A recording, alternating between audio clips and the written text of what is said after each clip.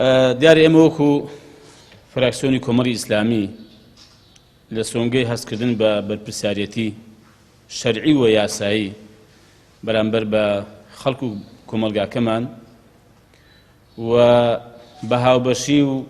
و بۆ پشتیوانیکردن و پشتگیریکردن لە دەستگای بەخشینی خێرخوازی ئەم کەمپینە ڕادەگەیەنین، کەمپینی هاوکاریکردنی خەڵکی هەژار و نەداری کۆمەڵگەی کوردەواریمان بە تایبەتیش لەم سنووری پارێزگای هەولێردا. ئێمە وەک فراکسیۆن برێرمان داوە پێش هەموو لایەک خۆمان بەشداری دەکەین هەر کامێکمان بە مەبلەغێک پارە بۆ ئامادەکردن و گەیاندنی خۆراکی پێویست بە تایبەتی لەم قۆناغەدا کە خەڵکەشی فەقیر و هەژاری ئەم وڵاتی ئێمە تەنها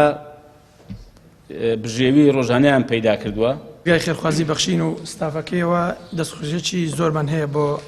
فراکسیۆنی کۆمەڵی ئیسلامی کە لەم قۆناغ و لەم کاتەدا هەڵوێستی خۆیان دەربڕی و پشتیوانی خۆیان دەربڕی بۆ دەستگای خێرخوازی بەخشین. دیارە دەستگای خێرخوازی بەخشین بەڕێزان لە ئێستادا لەم کاتەدا ئەم کەمپینی ڕاگەیاندووە و تەواوی کوردستان دەگرێتەوە و ئێمە لە هەولێر قۆناغی یەکەممان بڕیوە کە ئەمڕۆکە 500 حیسە خۆراکمان دابەش کردووە، دابەشی سەر کەمەندامان و نەخۆشانی غەسلی گورچیلە و 300